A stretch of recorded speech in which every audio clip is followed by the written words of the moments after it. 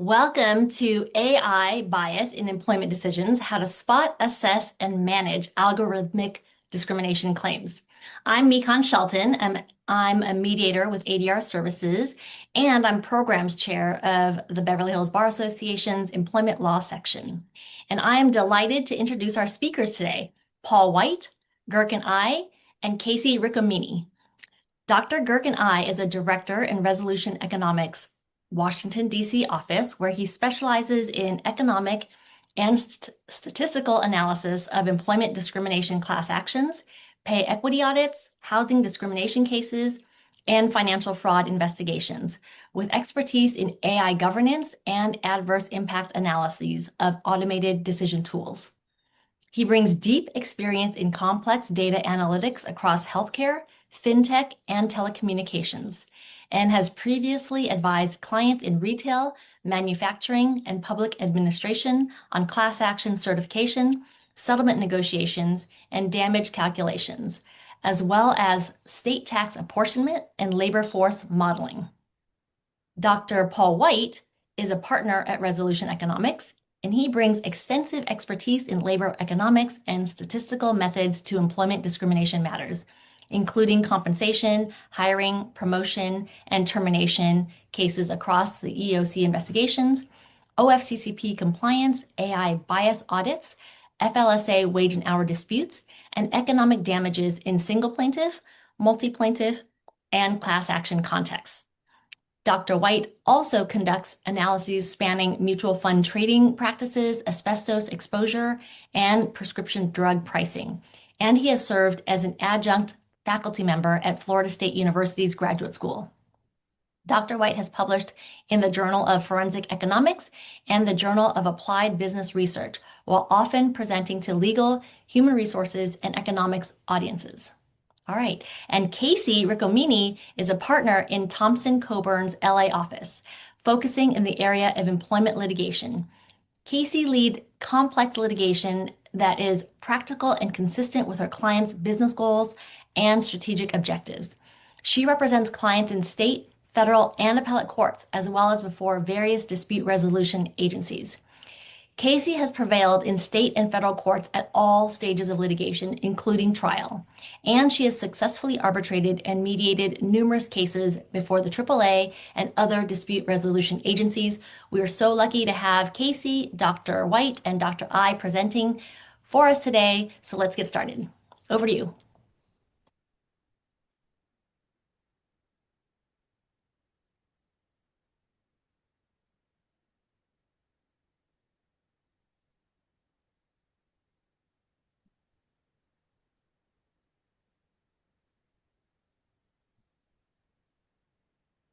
I welcome everybody. Thank you for joining us. The three of us are going to talk about AI bias in employment decisions, how to spot, assess, and manage algorithmic discrimination claims. We very much appreciate the time with you all today and your attention, and we look forward to presenting this material too. This is a very important topic. As you know, there's not many topics that make the news more than AI bias. And so I'm going to hand it off to Gurkan, I think. Let's talk about the agenda, if we could, please. Sure.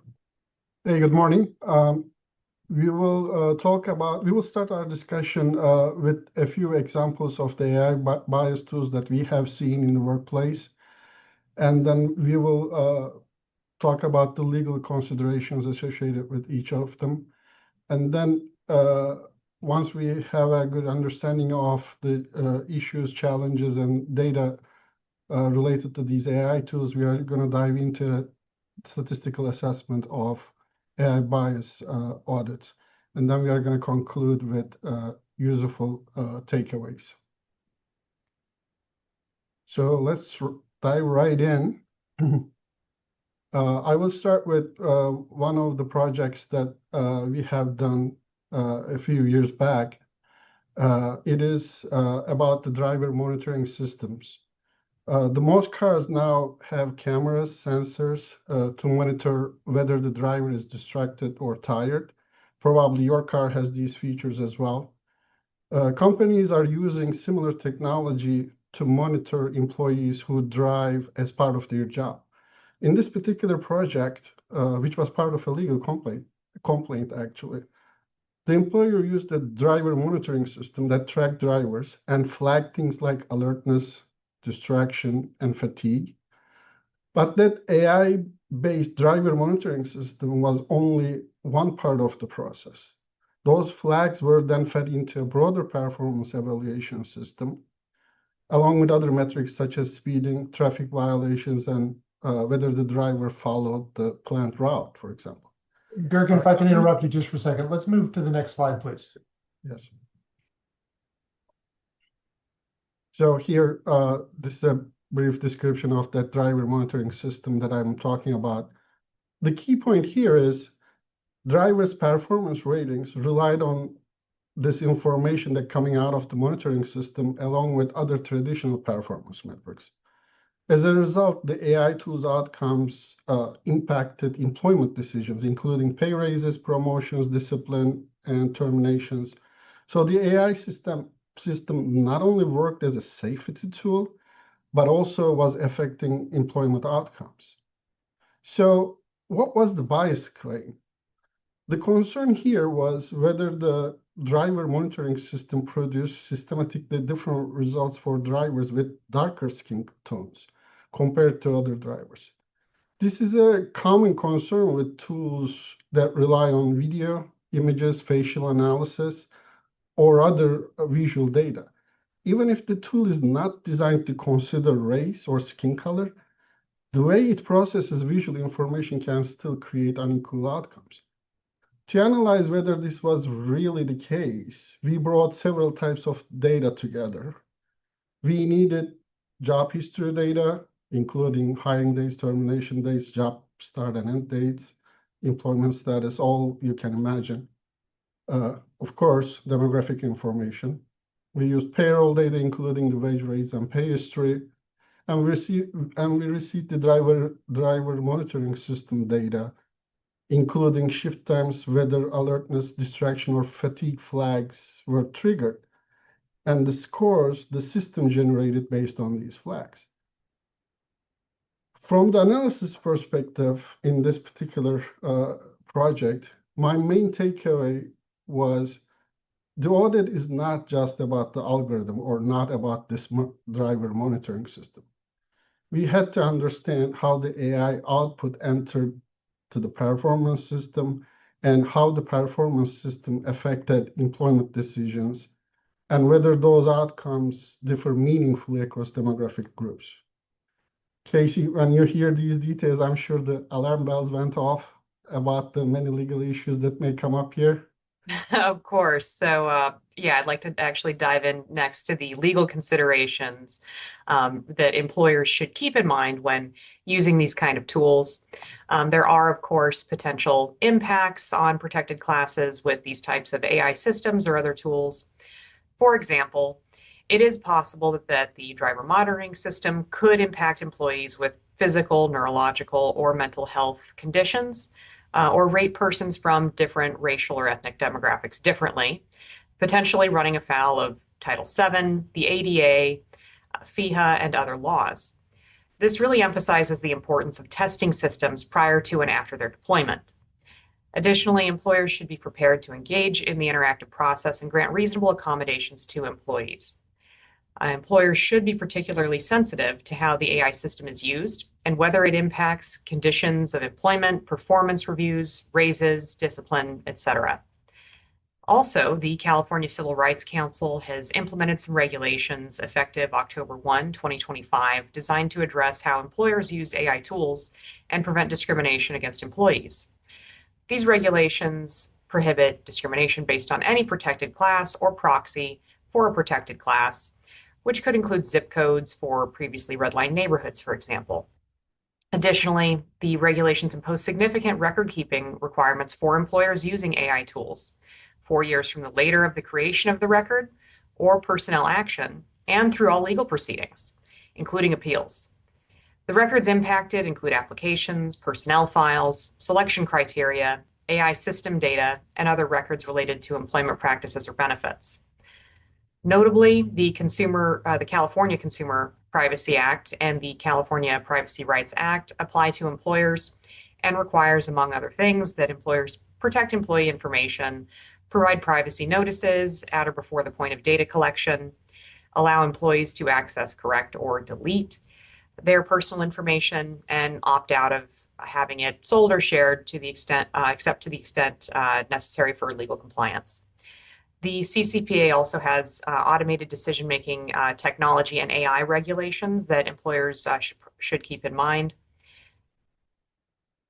with risk assessment rules that will be effective January 1st, 2027, requiring employer transparency, pre-use notices, and allowing employees to access information about or opt out of the use of these AI tools. So there are a number of regulations that employers should keep in mind prior to the adoption of AI tools, and should work with experienced experts and counsel to ensure compliance.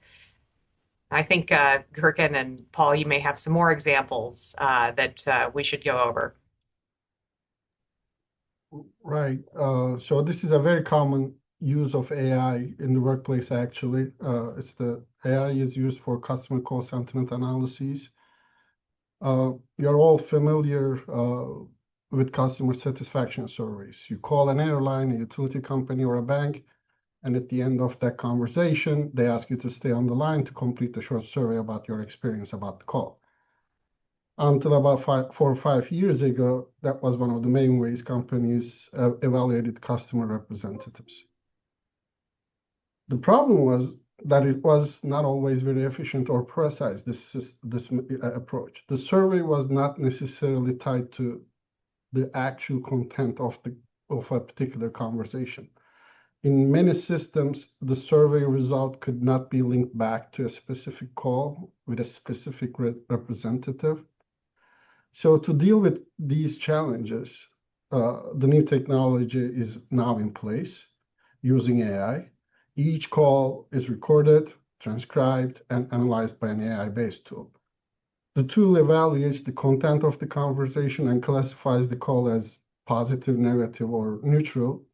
And at the end of the process, it creates a sentiment score for that specific conversation and for that specific customer representative. To me, this example is fascinating.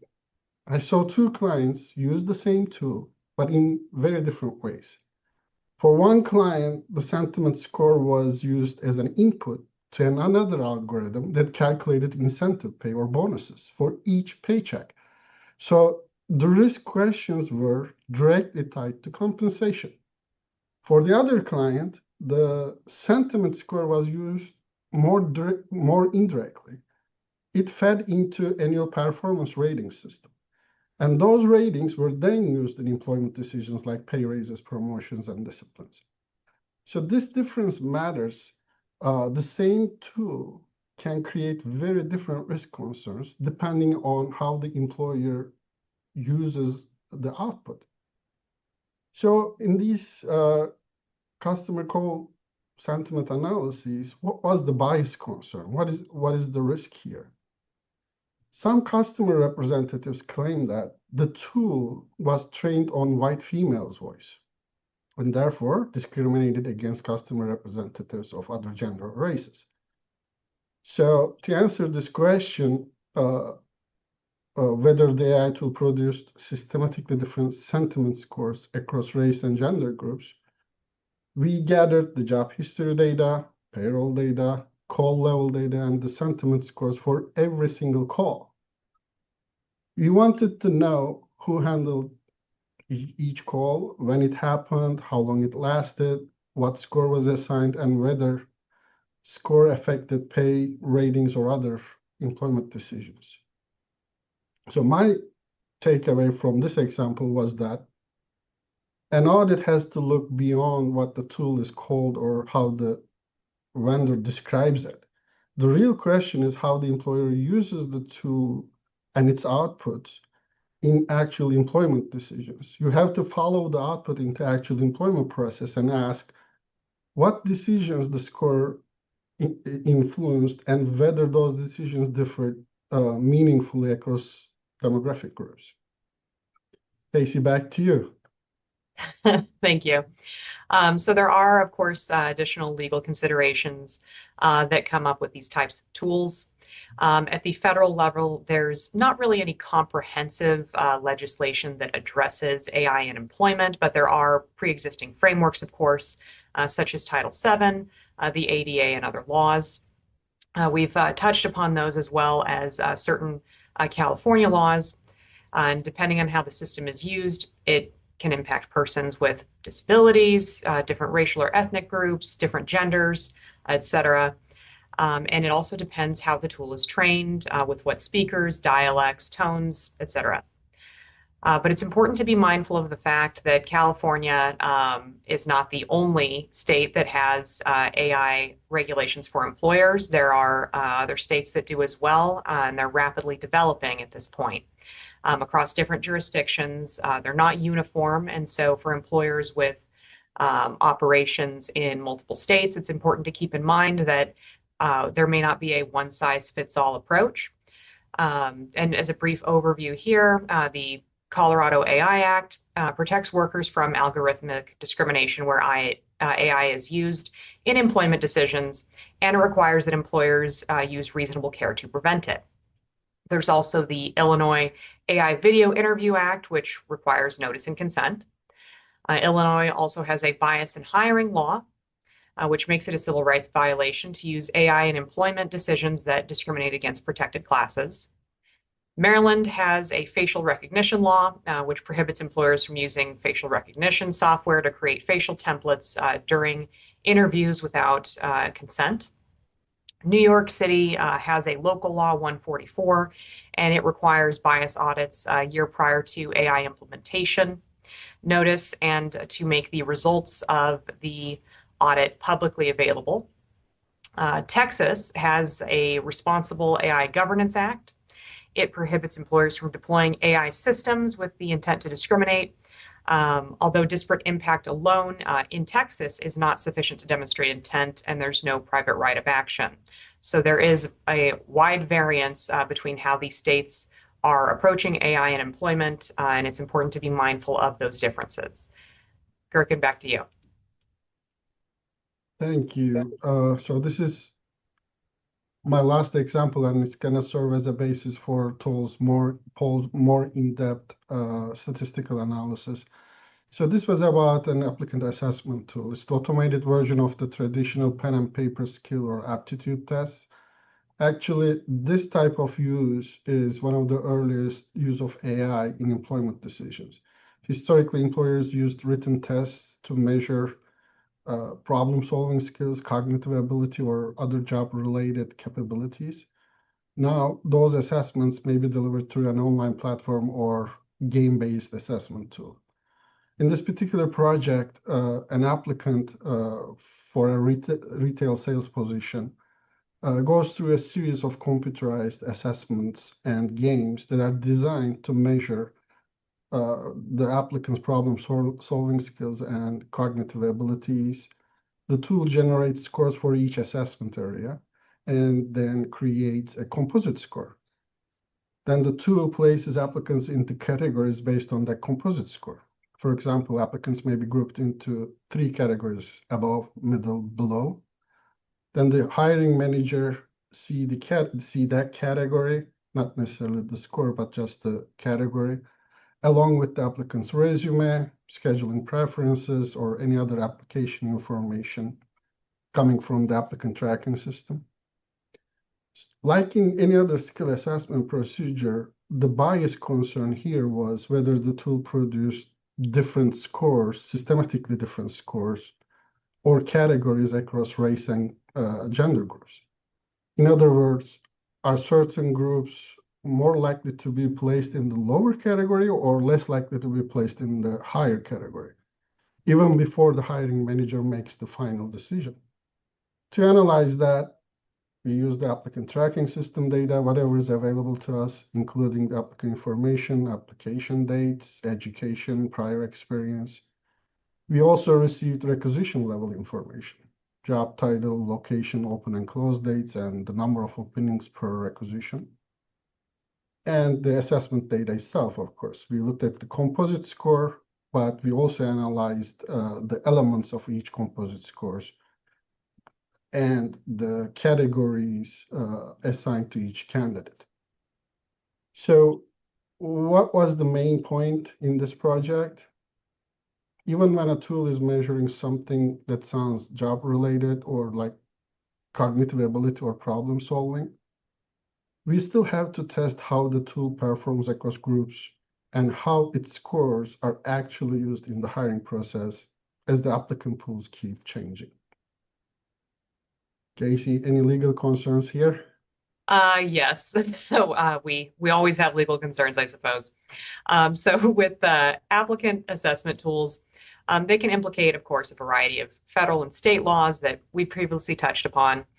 However, there are some other laws and regulations outside of those addressing discrimination that may also be implicated and are important to keep in mind.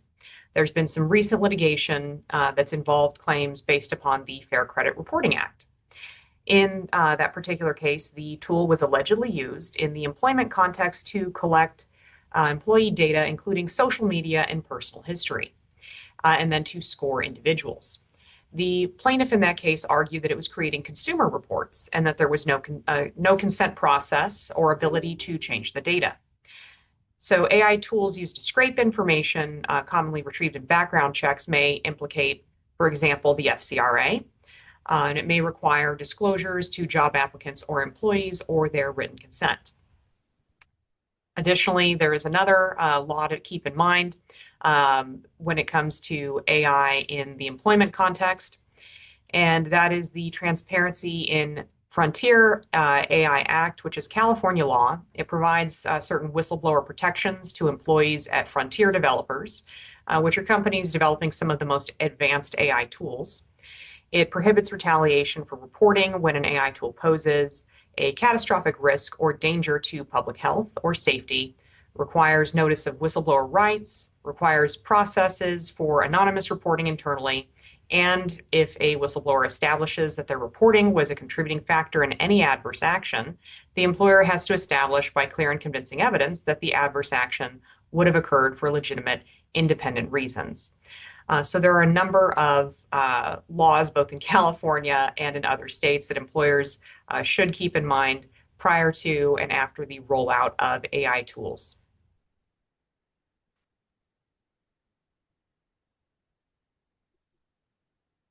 All right, next slide, please.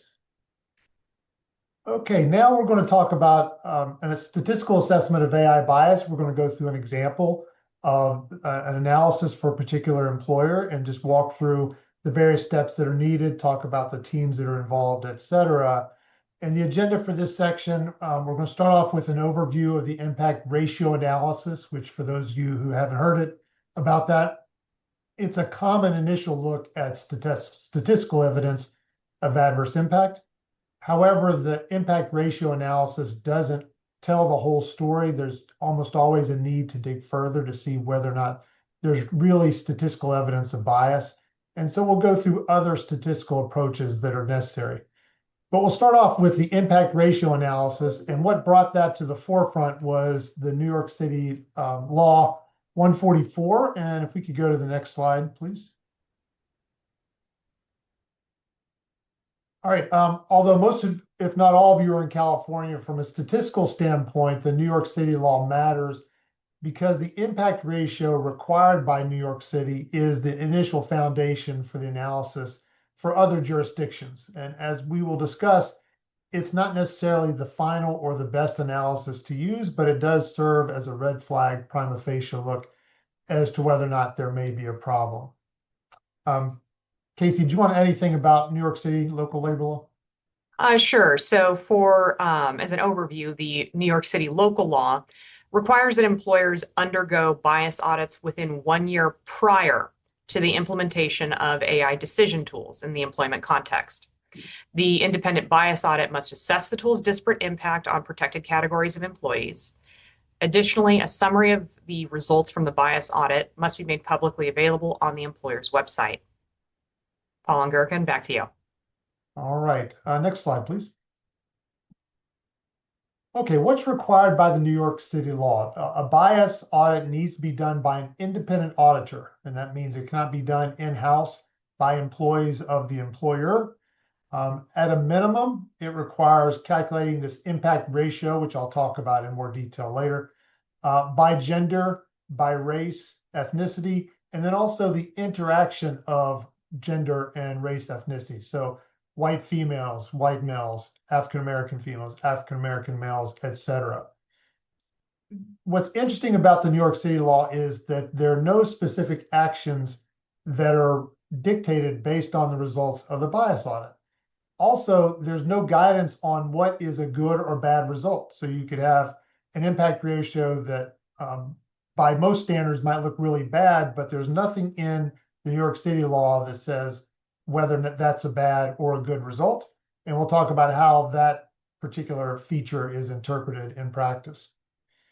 As I said, though, when you look at the impact ratio analysis, it sometimes gives you some information that is useful. Sometimes it doesn't, but pretty much all the time you need to dig further. And so it often requires applying, again, a broader adverse impact analysis. We'll talk about how that's done and go through an example. And you need to account for how the employment decisions are made. So statistically, we always say you need to model the decision-making process as closely as possible. And that by that, I mean, you need to look at people who are actually compared to one another. And for those people who are compared to one another, you still have to account for their relevant qualifications or their relevant skills or factors that might influence why somebody might be more likely to be selected than somebody else. Otherwise, the more you veer off from a model that doesn't reflect that, that does reflect that decision-making process, the more you get away from that, you're increasing the chances of getting a false positive or a false negative result. And so again, you got to compare people who are compared to each other. And for those people, you have to account for individual characteristics. All right, next slide, please. All right, so in this example, suppose we have an employer called Company XYZ, and they employ sales associates in New York City, and they also have other positions in New York City. And they use AI technology in the hiring process. So getting back to the last example that Gurkan had, there's a screening process involved using AI. They get thousands of applications, and they need a way to focus their attention on the best candidates for the job. And so the applicants have to play games, answer questions. Somehow all that information gets put into the AI and the black box and the algorithm of the AI. And the output of that black box is a score. And then the employer looks at the scores and the distributions of the scores, and they set a cutoff score and said, okay, anybody who gets above a particular score, we're going to allow them to pass to the next stage. Maybe that's an interview. But anybody who gets below that score, they're automatically excluded from the analysis. They're excluded from the decision-making process. So then the question becomes whether or not the AI tool that they're using disproportionately cuts out some demographic groups more than others. As mentioned, we're going to start off by looking at the impact ratio on the next slide. But before we do that, the foundation of this, think about this from a statistical standpoint. Let's say, for example, if females make up 20% of all the applicants to sales associates in New York City, we'd expect females to make up about 20% of those who pass on to get an interview. And the statistical test will compare the 20% availability for females among applicants versus the actual representation of females who get passed on to the next stage. The percentages don't have to be exactly 20% in applicants, 20% selections, but the selections need to be close enough to 20% that it's consistent with random chance, any differences between the two. So if you think about the next set of tables that we're going to show in that context, the representation of people who apply to these jobs needs to be pretty consistent with their representation of people who pass on to the next stage. All right, so let's go on to the next slide, please. Here we have this company-wide for company XYZ. And looking at the top line of the table, we see 5,738 female applicants, and we see 7,446 male applicants. So females make up about 43% of all the applications. And this particular employer imposed a cutoff score of 50. So looked at the distribution, they have a cutoff score of 50, and they say anybody who scores above 50 gets moved on to the next stage. Anybody below 50 does not. And we see that of the 5,738 females who applied, top line again, 3,443 females made it above the cutoff score. So they pass on to the next stage. So 60% of the females passed that initial AI screen. Doing the same math for males, we see that 65% of the males passed the initial screen. The impact ratio that we keep talking about is really just the ratio of the two numbers in the next to last column. 60% divided by 65%. That gives you that impact ratio in the top right-hand box of 92.3%. So that means that the female pass rate is about 92% of the male pass rate. And that's really all this test is doing, looking at the ratio of the passing rates. So then the question is that a good number or is that a bad number? And as I mentioned, at least in New York City, they don't say whether or not that's a good number or a bad number. In practice, I'll say that our clients typically think of it using the Uniform Guidelines of Selection Procedures set out by the EEOC, which draws a line at 80%. So some of you may have heard of the 80% rule or the 4/5 rule. And so any number that's above 80% in this context is thought of as passing the impact ratio test. Again, New York City and other jurisdictions who talk about this, you may get well below 80%, but there's nothing that says that that's a good or a bad result. But here, this one certainly passes the 80% rule. And for New York City, at least, you would do the same thing for race, ethnicity, white versus Asian versus African American, et cetera. And you'd also do the intersection of the two and look for that impact ratio for each one of those comparisons that you're doing. And sort of rule of thumb, if it's above 80%, that means those pass rates are close enough. Kacey, anything about the 80% rule that you want to say from a legal standpoint? Sure. Yeah, I can provide a little bit of background here. So the EEOC provided guidance on the 80% rule under the Uniform Guidelines on Employee Selection Procedures.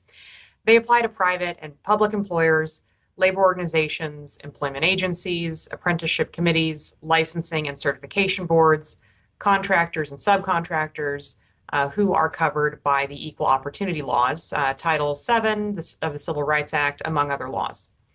They apply to most private employers who have 15 or more employees.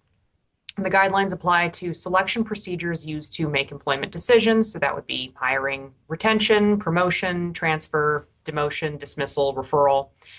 They include interviews, experience and education from applications, work samples, physical requirements, and evaluations of performance. The guidelines specifically seek to avoid adverse impacts for protected groups. To that end, the general rule is that a selection rate for any protected group that is less than 80% of the selection rate for the group with the highest selection rate is a substantially different rate of selection. Now, New York City's law does not spell out a particular selection rate, nor do California regulations, providing some benefits to but there are some benefits to employer defense under some of the different state regulations for performing similar audits. They just don't spell out a particular criteria at this point, but the EEOC's 80% rule may receive some deference from courts and the legislature as well. Paul and Gurkan, back to you. And I'll add from a statistical standpoint, there's really no statistical foundation for the number 80. It really is just a rule of thumb. And for that, when we're testifying to these types of cases and the impact ratio comes up, we will say that, again, there's no statistical basis for the number 80. And it's a rule of thumb that the EEOC came up with. But really what you need to do is look for tests of statistical significance, which we'll talk about here in a second as well. But it is a prima facie type of initial look at the numbers. All right, next slide, please. All right, so here we're looking at the same population, but only the sales associates. Again, the impact ratio calculation. If we go through this, we see that female pass rate is now only about 69.7% of the male pass rate. So this is below the 80%. And this might be a red flag that there might be something going on in the AI tool as it relates to the sales associates specifically. And this is what I was talking about earlier. This is good to know, but it doesn't necessarily mean that there is a statistical problem here. It doesn't necessarily mean that there's bias, and it doesn't necessarily mean that the AI is causing the bias. It's just an indication that you might want to look a little bit further into the sales associate positions. But before we do, Kacey? Yeah, so this really demonstrates the need for an in-depth analysis. The California Civil Rights Council's recent regulations expressly allowed courts and enforcement agencies to consider whether an employer has conducted a meaningful anti-bias testing or similar proactive effort in their implementation of AI tools. And the quality, scope, timing, and results of those efforts, as well as the employer's response to them, may all be relevant in evaluating discrimination claims or defenses in California. While the benefits of testing are most pronounced in jurisdictions like New York and California, the EEOC's guidelines make meaningful testing prior to and after rolling out AI tools and decision-making processes particularly important for employers. All right, next slide, please. Okay, first, I will apologize for the busyness of this table. Hopefully you all are able to see the numbers. But before we get into the details of these calculations, a very important methodology note here. The impact ratio calculations that we were talking about before, they're comparing everybody who is applied to these positions, either overall or the sales associates, regardless of which job opening they're applying to, regardless of when they applied to the jobs, and regardless of the applicant's prior work experience and relevant skills. In other words, those prior analyses do not reflect the actual decision-making process at all, meaning they don't compare people who have similar qualifications and who are actually competing against each other for the same position. And like I said before, this increases the chances of a misleading conclusion through false positives or false negative results. But since we saw that the impact ratio calculation on the previous slide had a potential red flag, let's dig a little bit further into the sales associates positions. All right, now to the table, we see that the top line numbers, I'll tell you, in this table are the same as the top line numbers that we had in the previous slide. But now we're showing that instead of one big pool of people who are being selected, there are actually 8 different requisitions that people are applying to. And let me just show you the structure of this table, and then we'll go through some of the results. Again, looking at all requisitions, the top line here, we had a total of 1,339 applicants. 900 were above the cutoff. 695 were female, 644 were male. 392 were above the cutoff, and 521 males were above the cutoff. So we see that 52% of the applicants were female. If we look at the weighted result availability, we see that 49% of the applicants are female, and 43% of those applicants who are female passed the cutoff score. And if we take the total number of applicants and the representation of females among those who are applicants, we would expect 450 of the females to be above the cutoff score. All right, so given, as I said earlier in the previous example, given that females make up X% of all the applicants, we'd expect females to make up about the same percentage of those who are, in this case, above the cutoff score. So we expect statistically about 450 females to have made it above the cutoff score. If we go back to essentially the middle of the table, we see only 392 of them were above the cutoff score. So there's a difference of about 58 females. So there are 58 fewer females above the cutoff score than what we'd expect there to be, given their representation among those who applied. Then the question is that difference close enough to zero, or is it far enough that it's unlikely to have occurred by random chance? And that's when you get into test of statistical significance. And for those of you who worked with test of statistical significance before, or have been part of this in the legal setting, we see that the results are 4.14 standard deviations, meaning it's unlikely to have occurred by random chance. You may be familiar with the 2 standard deviation rule. So this tells us, picture a bell curve. This tells us that the result is way off to the left in the bell curve, nowhere close to the middle of the bell curve, unlikely to have occurred by random chance. And because females are selected at a rate lower than what we expect, that result is adverse to females. Now that's across all the different requisitions, this top line is. And but it makes sense to then look to see what's happening for each one of the requisitions. And so if you take that same math and apply it to each requisition, the 8 lines below it, and if you see the highlighting in red means it's adverse to females. The 1 row in green means it's favorable to females. And the 3 or 4 rows that are not highlighted, those are statistically neutral, meaning there's no significant difference between males and females. So what we see here is that although there's an overall result that is statistically significant, there is variation from one requisition to the next. Why that's important is because given that the AI was applied to all the requisitions, if AI was the main factor that's driving these differences, then we would expect to see all of the requisition results to be statistically significant and adverse. But that's not the case. The variation in the results suggests that there are other factors that influence who gets through the next stage above and beyond the AI. So AI is obviously contributing to this, but it's not the only factor that influences who gets to the next stage. All right, again,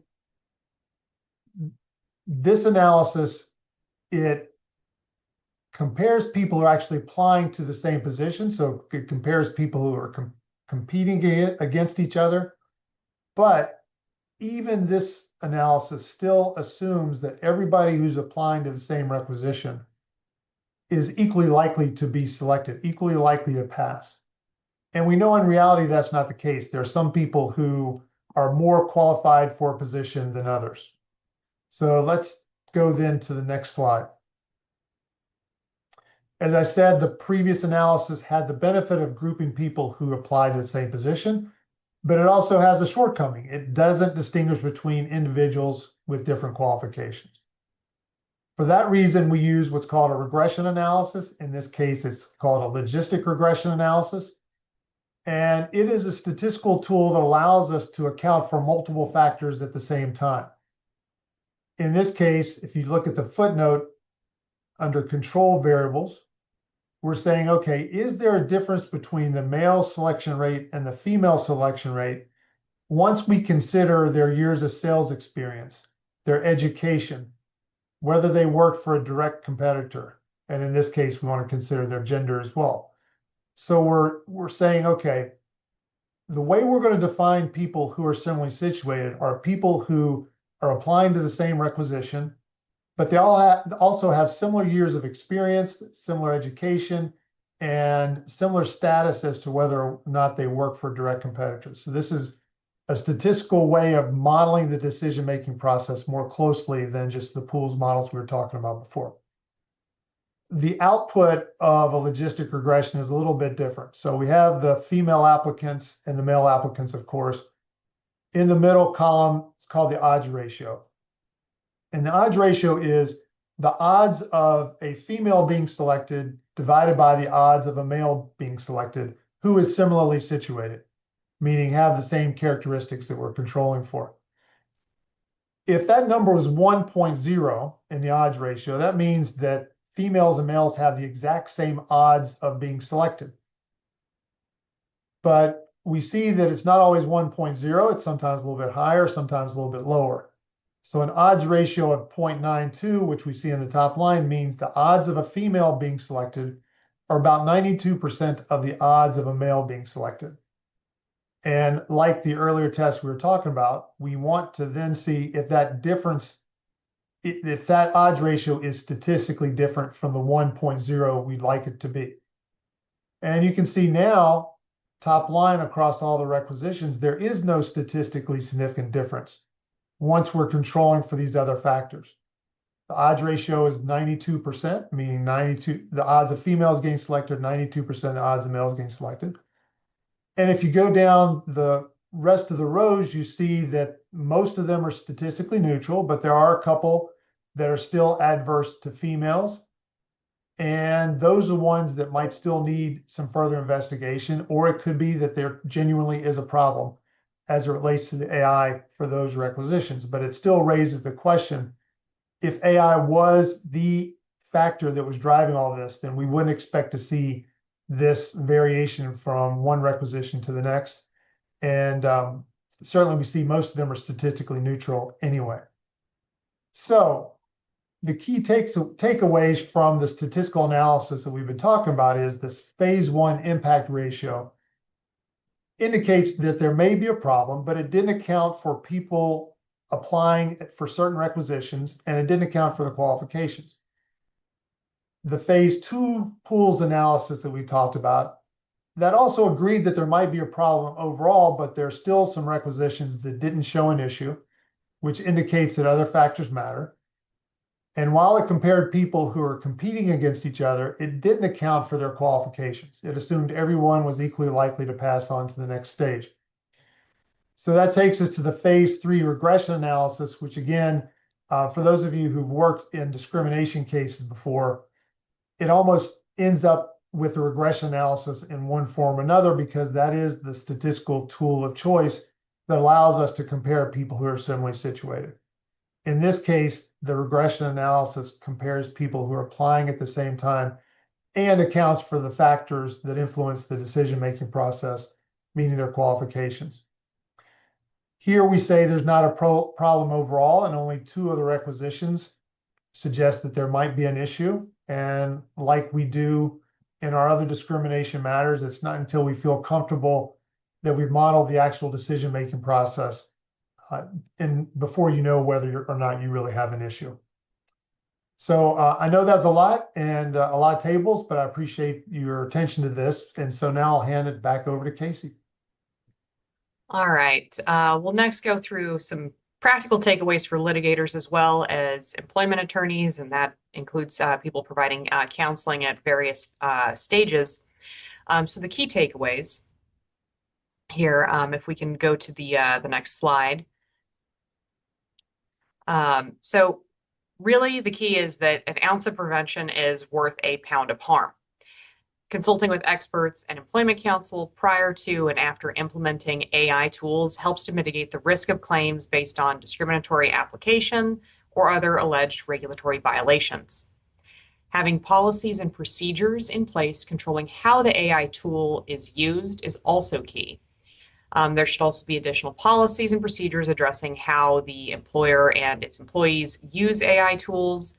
It's important as it may implicate other regulatory schemes from IP infringement to defamation to potentially even fraud. So AI may also eliminate jobs and trigger both federal and state WARN Act requirements.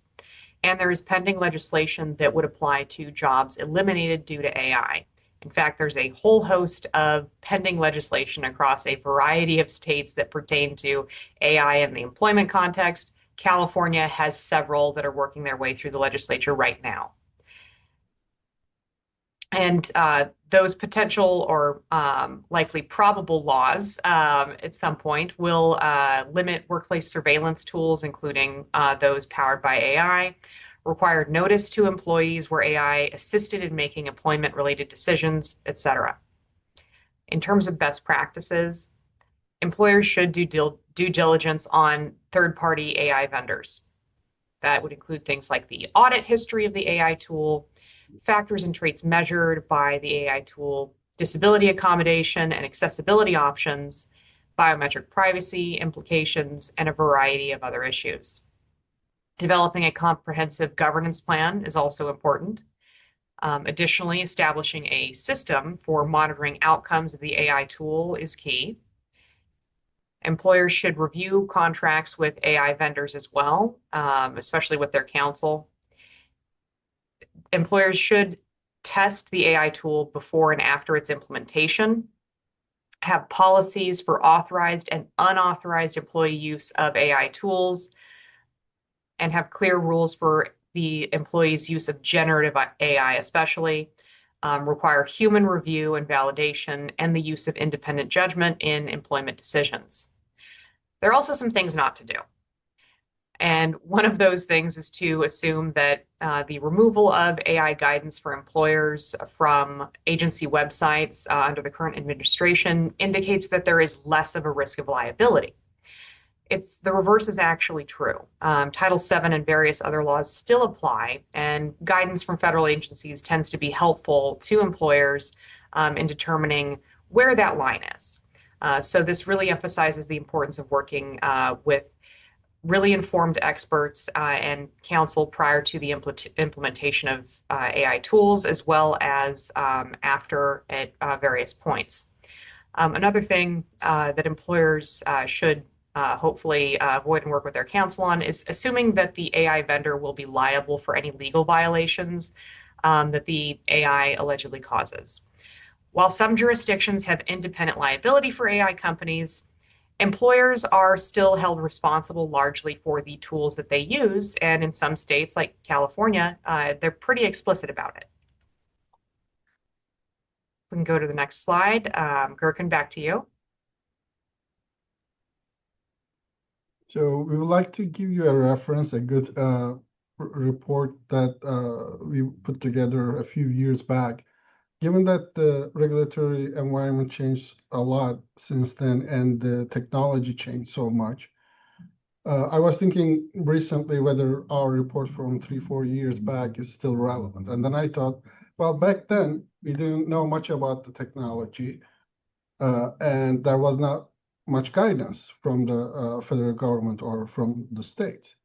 So I found that this report will be very helpful to understand the issues, because in the absence of any guidance, any laws, how you would approach to assessing an AI tool. So this is a group effort.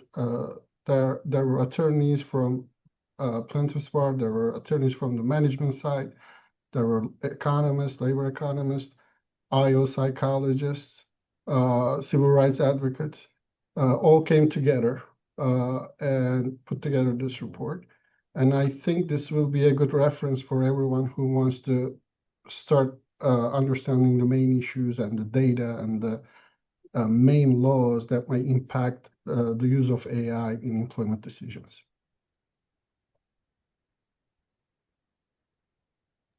All right. There's one point I wanted to bring up, Gurkan, going back to one of your earlier examples, the screening tool example.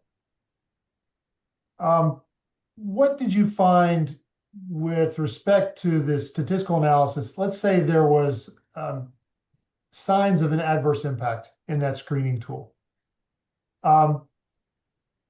Did you look to see if that tool and the use of that tool actually made a difference in the ultimate decision that, like their merit increase or their raises or their compensation or anything like that downstream? Because we talk about AI bias, but it may be the case that the AI might influence that particular stage, but it doesn't necessarily influence what they're ultimately measuring or the ultimate impact on the employee. I guess same thing with the call center case that you were talking about. Can you elaborate on that, please, a little bit? Absolutely. That's an excellent point, Paul. We have seen that in some instances, even within the same tool or within the same organization, the outcome of an AI tool is not used the same way by everyone or the same way across time. So what I mean by that, some recruiters might rely on the scores coming out of an AI tool more than the others. Some recruiters might have objections in the beginning when they start using the tool. They don't rely on the tool, and then they have decided relying more as they get used to the tool. So one of the key things that we always advocate, we always say, it is critical that we analyze, we identify how the tool makes decisions. It is critical that we figure out how the tool is embedded or incorporated in the entire decision process. And it's also critical that we understand that whether the tool's outcomes are biased or whether the outcomes from that entire process is biased, and how much of the differences that we observe from the entire process comes from the AI tool, and how much of that comes from the human decisions. So I think it's very critical to understand what the entire process and the source of any differences that we observe. I remember the very first AI bias case that Gurkan and I ever worked on. It was for New York, and we saw that there was some evidence of disparate impact, but it didn't influence. Think about it this way. So the recruiters were showing that there's some demographic groups are getting past the screening more than others. But then it also showed that the recruiters still allowed a lot of people who failed that AI test to get through anyway. And the employer ultimately concluded, well, they're not really using it as a screen that would stick every single time. And I think at the end of the day, they ended up getting rid of the tool because it turns out, despite what the statistical results were showing, it wasn't being followed to the letter of the law, in the sense that I don't mean it being illegal. It wasn't necessarily being followed as everybody thought it was going to be followed. And therefore they thought, why use it? Because it's not having an impact on the ultimate decision. So we thought that was an interesting twist to the analysis. Right. Definitely is. And if I can add one major takeaway, based on our experience of looking at these tools, we looked at a few of those. So I can safely say that there is a very good best practice. If you are thinking about using an AI tool or purchasing one or developing on your own, it is very critical, it's very important to do a pilot study first before full deployment. And ideally, that should be done with the council's guidance. So the organization can think carefully about the scope, documentation, and privilege from the beginning. The main aspect, the main feature of these AI tools is they process so much data so quickly. If there's a problem, it can quickly become a huge organization-wide problem. That's why I think it is important that you start with a pilot study first. You understand the tool, how it interacts with your humans making the decisions, and make sure that you can map out the risk areas before fully deploying across your organization. And question for both Kacey and Gurkan, how frequently should these audits occur? If you're going to decide to do an audit, how frequently should they do it? And what factors might dictate how frequently an audit should occur? Kacey, if I can jump in, if you don't mind. Please do. There's only one law that is very specific about the frequency, is the New York City law. The others recommend that you need to have a recent study. So that means that the minimum is kind of once a year. But we need to be cognizant of the fact that these tools change over time. Also, when you start using AI tools, you start small, as I just suggested with a pilot study, with only for a few jobs, sales associates, for example, and then you expand it to more jobs. So when you expand the use of it, I think it's a good idea to do another audit to make sure that while it worked perfectly for sales associates, are you sure that it's going to work the same way for the sales managers, for example? So if you are expanding the use, if the algorithm changes, if the location where you are using the tool changes, those are great markers for a new bias audit. Right. So additionally, it is a best practice to conduct these types of audits prior to rolling out tools and then periodically after, depending on the circumstances. And I appreciate that the horrible lawyer answer of "it depends" is coming out of my mouth, but there may be other circumstances where performing an audit is advisable.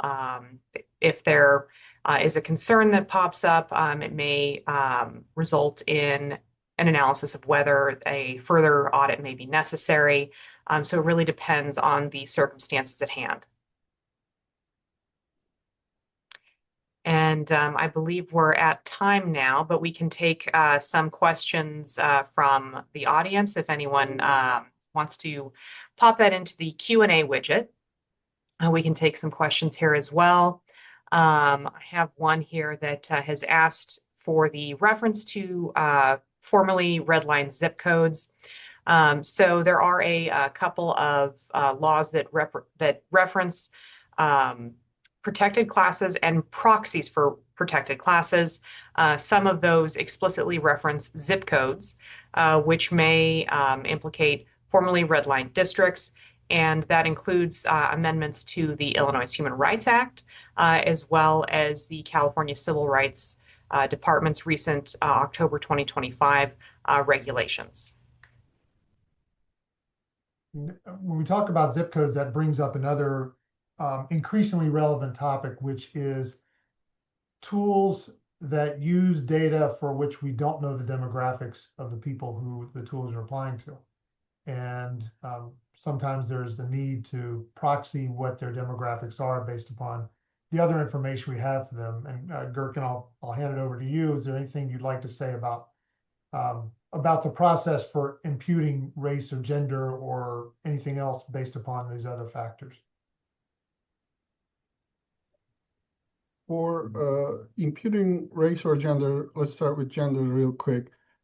Gender is easier, but it's not a exact science, of course. For gender, we can rely on first names and the birth years if it's available. Social Security Administration has a baby names data set. So there you can tell whether a name is associated with a female or a male, and you can predict the probability of a name being associated being a female or male. And then we can use that information to predict gender. Race is a little bit more complicated because it's mostly based on the last names, and people can change last names when they get married, or the last name doesn't always reflect race or ethnicity. So additional information is required, and that additional information is usually about the location.